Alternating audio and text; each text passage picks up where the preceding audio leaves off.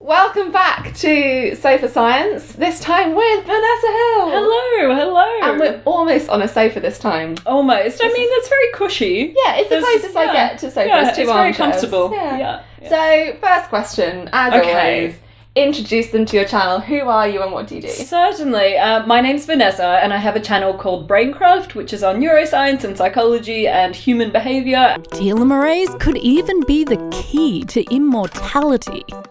But can you really manipulate your cells so you never age? Recently, scientists found increasing the length of telomeres in lab-grown human cells made the cells behave like they were much younger. How did you get started doing BrainCraft? Interesting question. So should I start from the beginning, the very beginning? Do you want to hear my life story? God created everything. Well, that is controversial. Yeah. We're at Oxford, the home of Richard Dawkins. That is true. Yeah. How far back are we going? Let's go back to high school. Okay. Would you like to go back to high school? So this is when you're kind of in your late teens? Yeah. 16, 17 sort of or like age. mid-teens. Yeah. So I loved animals and I loved David Attenborough, Who doesn't? your national treasure. Yes, yeah, very national much so. treasure David Attenborough. Mm-hmm. And I loved watching wildlife documentaries, and that was a big thing that I was into, and I used to get them out from the library and stuff like that. Back in the day. I know. Was it on VHS? Yes. Yeah. And so I really liked doing that, and I wanted to be a vet or a zookeeper and work with animals. So I did, when I was 15, 16, you do an internship, like work experience when you're in high school, and I did that at Taronga Zoo in Sydney, which is a beautiful zoo because it's very old as Australian things get. And So that's what, 150? yeah, about old, 100 years old, 150 years old. And it looks out over Sydney Harbour. So when you're with the animals, you have a view of the harbour and the harbour bridge and the opera house and everything. Oh, wow. And it's just gorgeous. It's really beautiful. Yeah. And it's set on like cliffs and it's beautiful. So I did work experience there, and I was in the Australian mammal division, which are some of the best animals, the weirdest and the wonderful animals. Your kangaroos and your wombats and possums and koalas and all of those things. All of platypus? the marsupials. Do you have that in Australia? Yeah. Oh, come on, that's where they live. Oh, I know, yeah. I'm just checking. So I did some work experience there, and they have an education centre attached to it, which is where school groups come, and I held animals basically while people taught kids, and I thought this is cool, and I liked the education aspect of it. And then I still wasn't sure what I wanted to do. I went to the University of New South Wales in Sydney, and I chose that university because it's quite good, but also when in my position, when you're in Sydney, you choose between the University of Sydney and the University of New South Wales, and they have a rivalry, and they have this, they're the two oldest universities in Sydney, and Oxford didn't have anything like that. No famous rivalries with Oxford. And at UNSW I could do zoology and creative writing at the same time. Yeah. Was that like a fixed course, or did you do zoology and you took side courses? It was a Bachelor of Science, but something that was unique to UNSW was that you could take electives from other departments. Okay. So I could do a science degree, but I could do English literature, and I think I even did sociology, and I did philosophy, and I could do creative. I actually never ended up doing creative writing. But I did all those other things that I just mentioned at the first year level. So it was good in that you could take your core courses, but then I wanted to try some kind of other disciplines and things. So I did that, and I ended up liking sciences more than the arts in that sense, because I wasn't quite sure when I went in. I just wanted to try both. Yeah. And then I ended up liking people more than animals. Now I know that people are horrible. When you say you now know that people are horrible, what do you mean? Oh, I just mean from being an adult and working on YouTube. You're lovely. You're really nice, but you're the exception. We'll get on to that. Yeah, anyway, but I wanted to study animals, and then I started doing more psychology and neuroscience and neurobiology and anatomy and things like that. And I was like, oh, this is quite cool.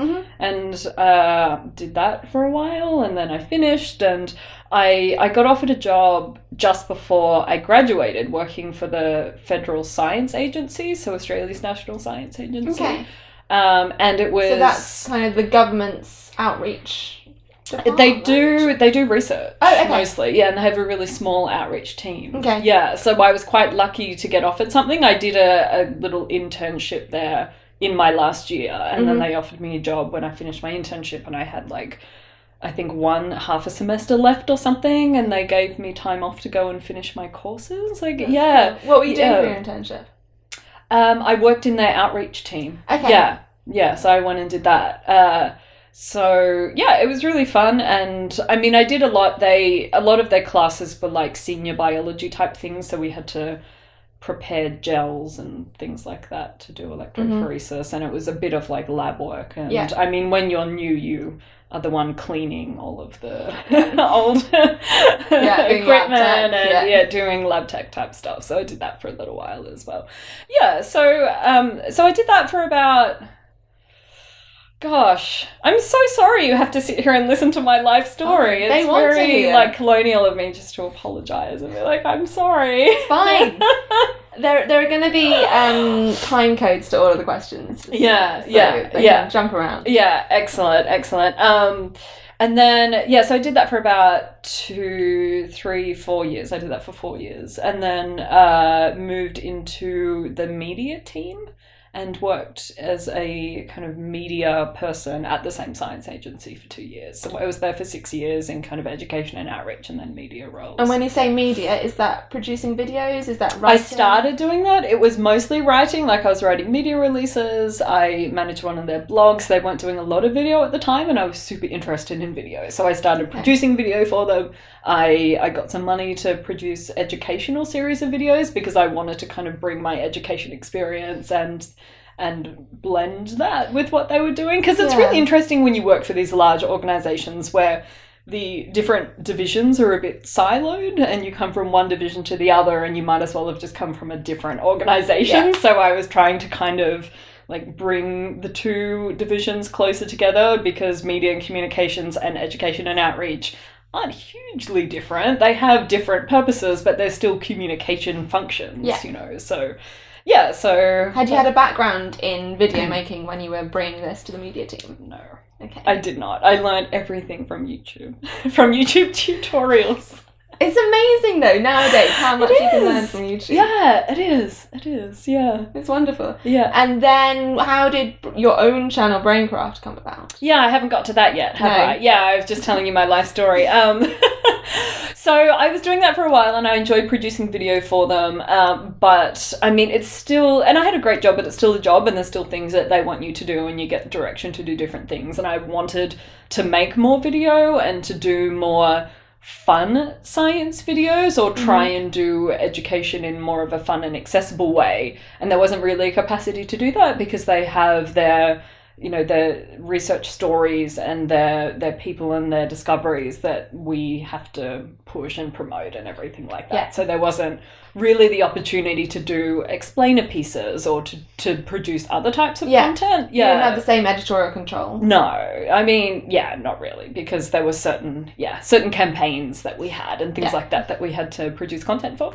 Yeah, so I wanted to do something that was a bit more free editorially and creatively, and I guess I'm not sure about you. I have some questions for you. But I had, I guess, the luxury of seeing some other YouTube channels be successful. And Which ones? Like Minute Physics and ASAP Science had started recently.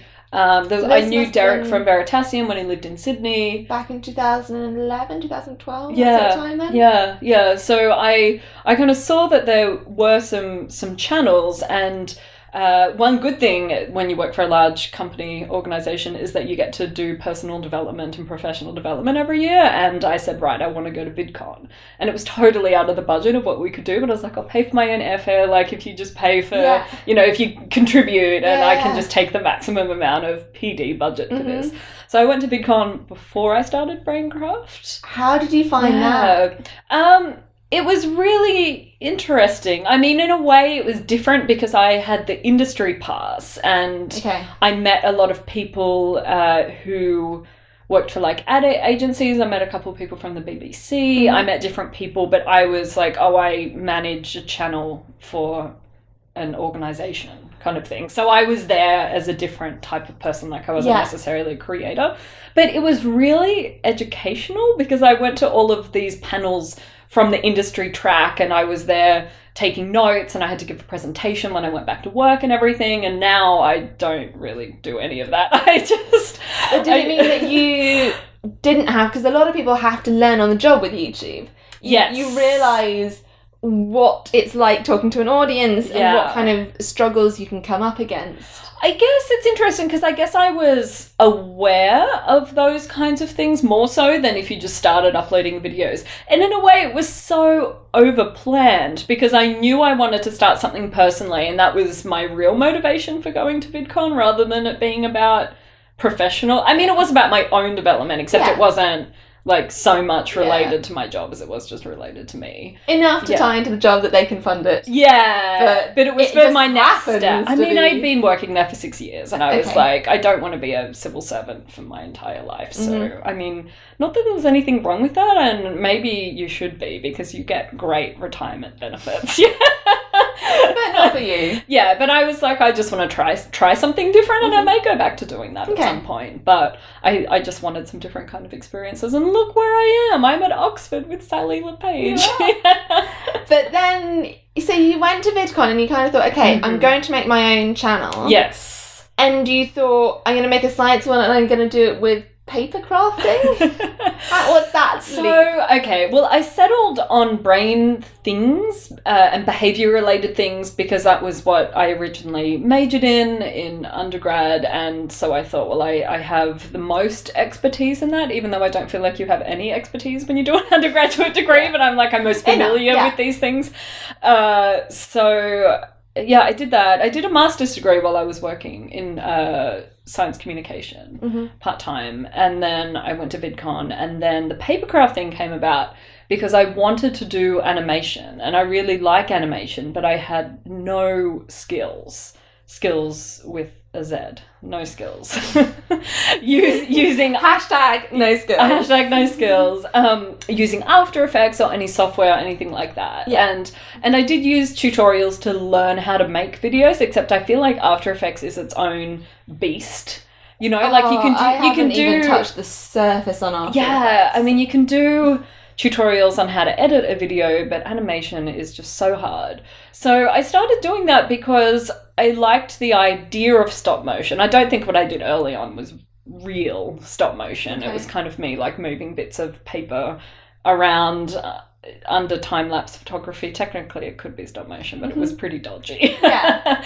But it was accessible, and I wanted to be able to communicate science in a way that anyone could do. I mean, you watching this could make a stop motion video if you really wanted to. It would take you a really long time, but you could use bits of paper and you could cut them out and you could draw things and you could move them around, and you could animate something just using this, just using a phone. Yeah. Because you have a time-lapse mode. All you need is a tiny little tripod. A lot of them will be watching because they want to kind of get started in this sort of area. Oh, good. So how long does it take you to make one of these papercraft videos? Because you're also moving into more filming yourself, but for the pure papercraft ones. So my stop motion videos got a bit more complicated over the years because I think that I learnt more about the craft of what I was doing, and the brain craft of what you're doing. Totally.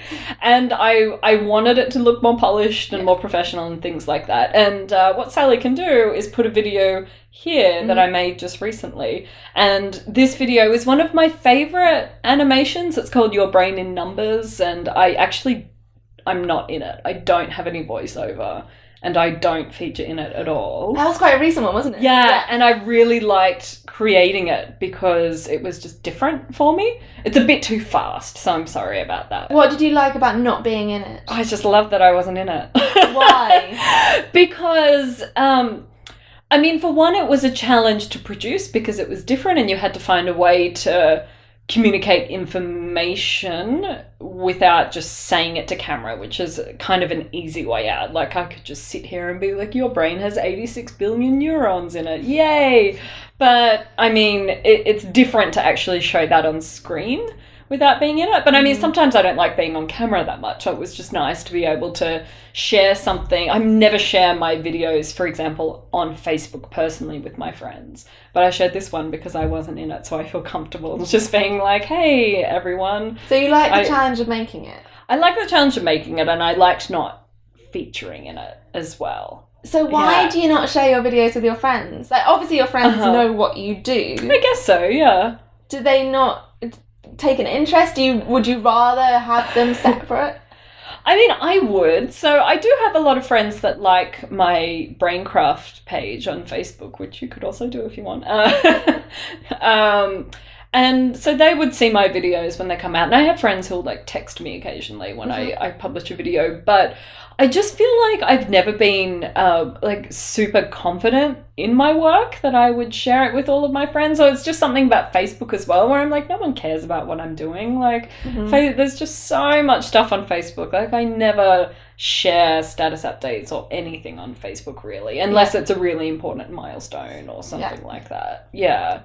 So maybe that's just my attitude towards communicating with my friends, whereas I'll share everything on Twitter and stuff like that, but I feel like that's why those accounts are there. And those people have chosen to follow you for those types of updates. Yeah, where I feel like people that I studied with or who I played sport with, like my netball friends don't care about BrainCraft, you know, like... You mentioned that you kind of feel unconfident about your videos and that it was a nice relief not to be in that particular video. Yeah. So is that because there's something about being as a voice on camera, because now you're also as a face on camera that's like harder or more off-putting?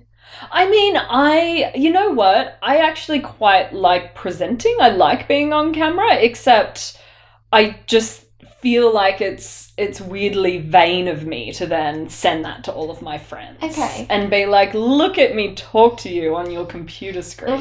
You know, I'm not into that. Do you feel that with people that aren't your friends? So when an audience watches you, they're watching you present. Yeah, so do you feel then that it's a bit narcissistic? They've chosen to do that, so I'm fine with them. Yeah, and I also don't know them. I don't know, it's funny, isn't it? Because if I meet someone and they're like, oh, I love watching all your videos, I get a bit embarrassed sometimes. Do you feel that way? It's because there's such an information imbalance. You know nothing about them. Yeah. They know stuff about you. Yeah.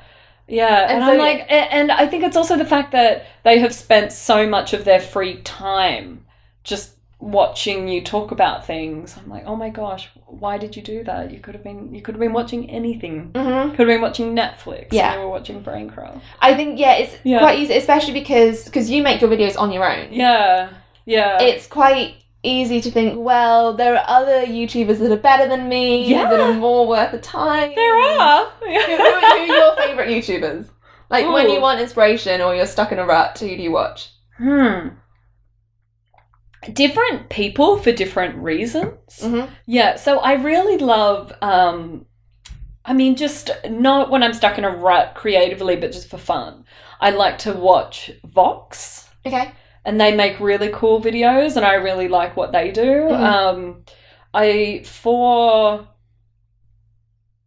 Let's see. I mean, I like comedy. I like Auntie Donna. They're a ridiculous, absurdist improv comedy troupe. Yeah. Because You probably wouldn't like them, Sally, because they're Australian and they're really crass. When I first met you, you were doing an improv comedy night. So is this something that you, like, do only in your real life, kind of in the nighttime, or moonlighting, or are you going to bring this into YouTube? No, I'm not going to bring it into YouTube, I don't think. I would love to make a video with Auntie Donna, if you're watching.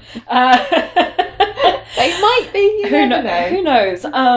But I did my improv courses at Upright Citizens Brigade. I don't know if you've heard of them. They're an improv theatre in the States. Okay. Yeah. So I did a couple of improv courses since we did that night. Yeah. Did you learn anything from that you are now applying to YouTube? Not particularly, except I think it probably made me a bit more confident in the way where, not necessarily, or maybe on camera, but I think when I'm doing live events and I'm interviewing people and things like that, I feel like I am able to do things off the cuff. Whereas before I may have stressed about that a little bit and be like, oh gosh, what I'm going to say. So you just feel a bit more comfortable in your own skin, knowing that you have done a show for other people where you had no idea what was going to happen and that you're actually... You made it out the other side. Yeah, that you actually survived and that you can have a conversation with someone without thinking about what you're going to say. So I think it just made me a bit more comfortable and confident. Are all your videos scripted? A lot of them are, just because of the way that I film them. Like, obviously, if I'm doing voiceover and things like that in animation, it's all scripted. Most of my to-camera ones are scripted. I mean, at least I'll write a script and the way that it comes out will be somewhat similar. Sometimes I feel funny with science videos because I want to get the wording correct and I want it to be very precise and accurate. Yeah, so they're mostly scripted. The ones that aren't are when I sit down with people and do interviews or something similar to Sofa Science on BrainCraft. Yeah. And is the precision thing because you're worried about academics judging you, or just you don't want to spread misinformation? Both, I think. Probably the latter more than the former. Like, I want them to be accurate and on point, and then... I want people to respect the channel, I guess, whether they're academics or students or whatever it may be. Yeah. Because we were talking last night over ice cream, as you do, about how you feel it's hard to call yourself a scientist. Oh, I would never call myself a scientist, but you're a scientist. But to me, this is really odd because you're teaching science. Yeah. So would you prefer to call yourself like a science educator or just an educator? I would call myself a science educator or an educator. Okay. Yeah. And I think it's funny because when I worked for this science agency, I worked with scientists for so many years, and you just get immediately categorized as a non-scientist because you haven't done a postdoc or something like that. Yeah.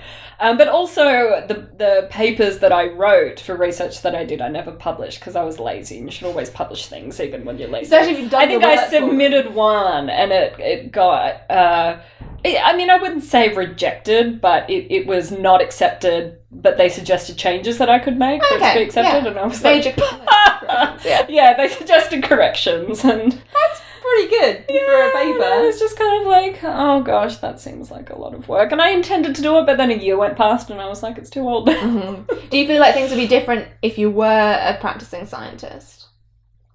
How so?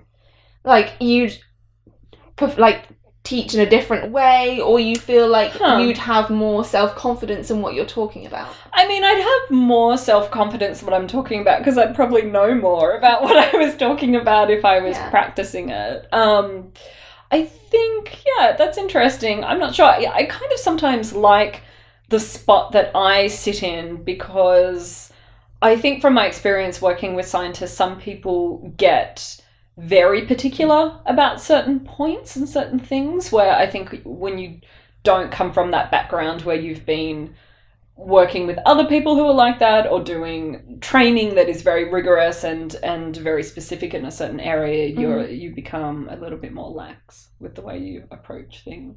I don't know if that's good or bad, but I think for the purpose of general education, it's fine. Yeah. And moving on to a completely different topic. Sure. Who are your audience? Oh, okay. Well, statistically speaking, they're about 75% male. Okay, that's pretty good. Yeah. For science. They used to be about 60% male, 40% female, and as my audience has grown, the percentage of guys has crept up. Okay. Which is interesting. I think it's not that women aren't interested in watching the content that I make. I think it appeals to both genders perfectly well. And what age group as well?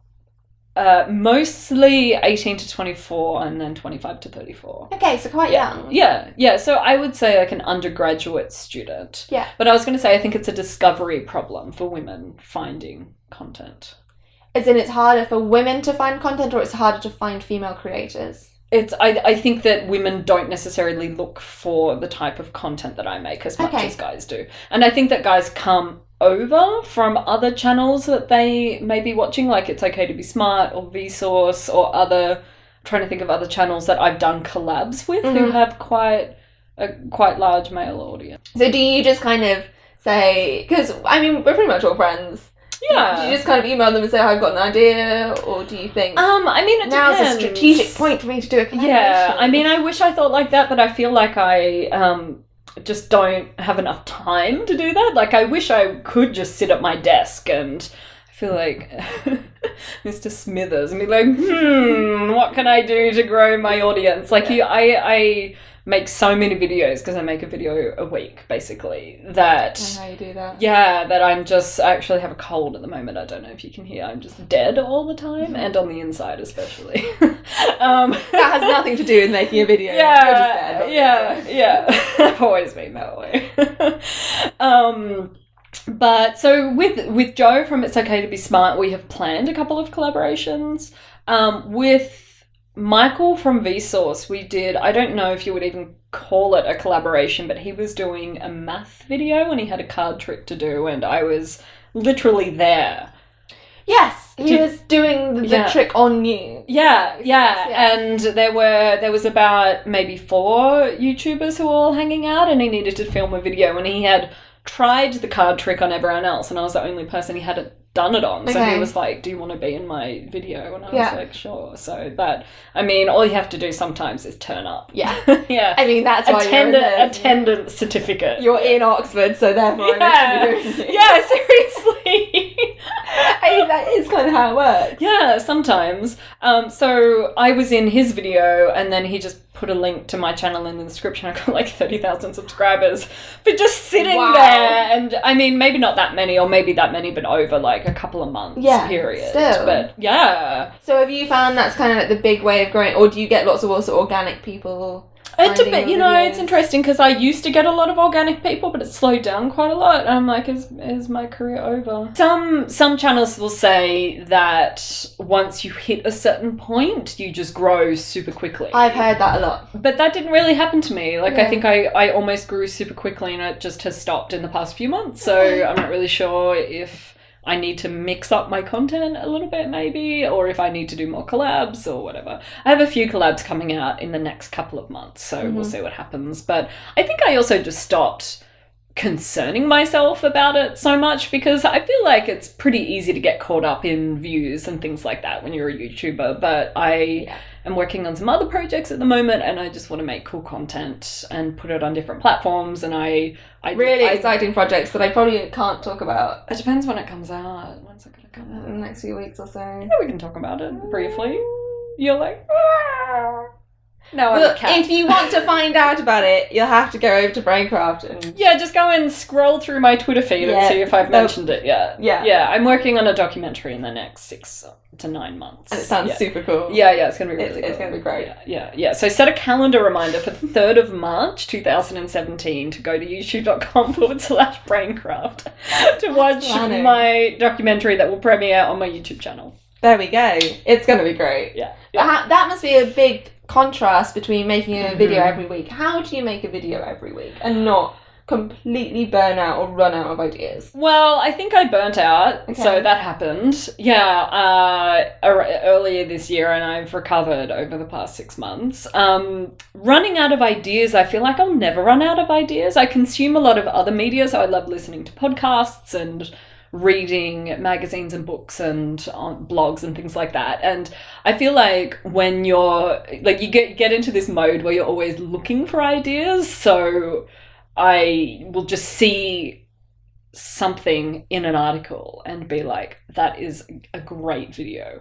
It was just, okay, for example, I was reading an article a few weeks ago and I came across a study that someone was discussing in the context of this article where a researcher in Canada wanted to study boredom. So to induce boredom in the subject, she created this 4-minute video of a guy folding laundry.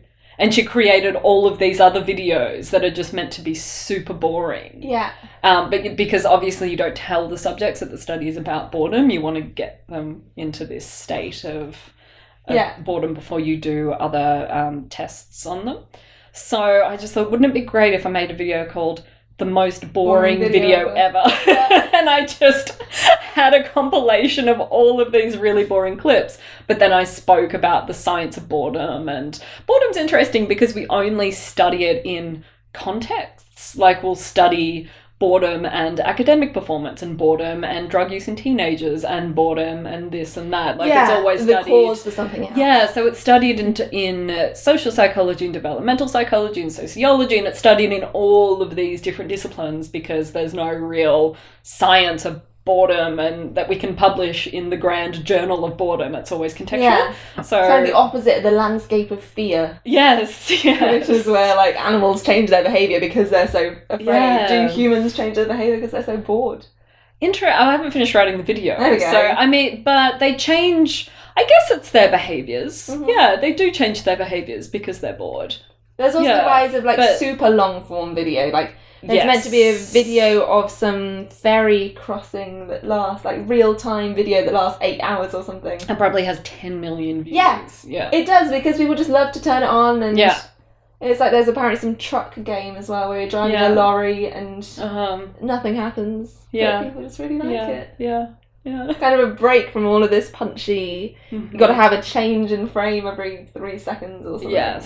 Yes, which Sally has done this entire video, you just didn't notice. Yeah. They're just tiny little imperceptible changes. Oh, definitely, yes, yeah. What is the video that you're proudest of? Oh gosh, there's one that's called The Tiny Key to Aging, which I made in March, and to date that is the video that I've spent the longest time on. How long did that take? Oh gosh, maybe a month. Okay. Yeah, but it was just the kind I love that that's your longest video. I took a month. But I mean, it wasn't... There's other videos where the duration has been longer, where I've thought of an idea and I've done bits and pieces over like 6 months to get to a final point. But this was like a month of me making a video full time, and it's only like 3 minutes. Yeah.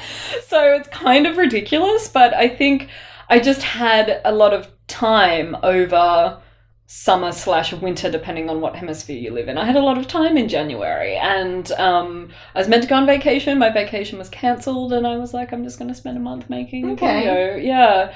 And I spent a long time researching it, writing the script. I interviewed a Nobel laureate who I based the story on. She gave me some little vox pops that I included in there. I animated her mouth. I did a lot on that, and it's funny because it got no views, and I was really sad about that for about a week.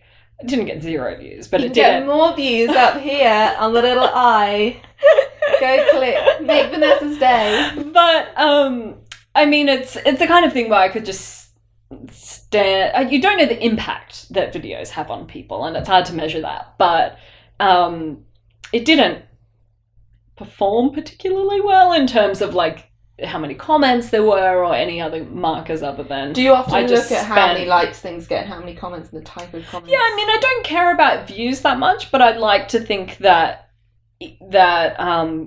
people maybe commenting on things is more of a measure of how much they enjoyed it or interacted with it or were inspired by it or whatever it may be. I feel like that's a lot more meaningful than looking at views and likes and things like that. Obviously, something gets a lot of dislikes. I might be like, what went wrong? But you probably talked about feminism. Yeah, I know. Are the comments normally about the science then on your channel?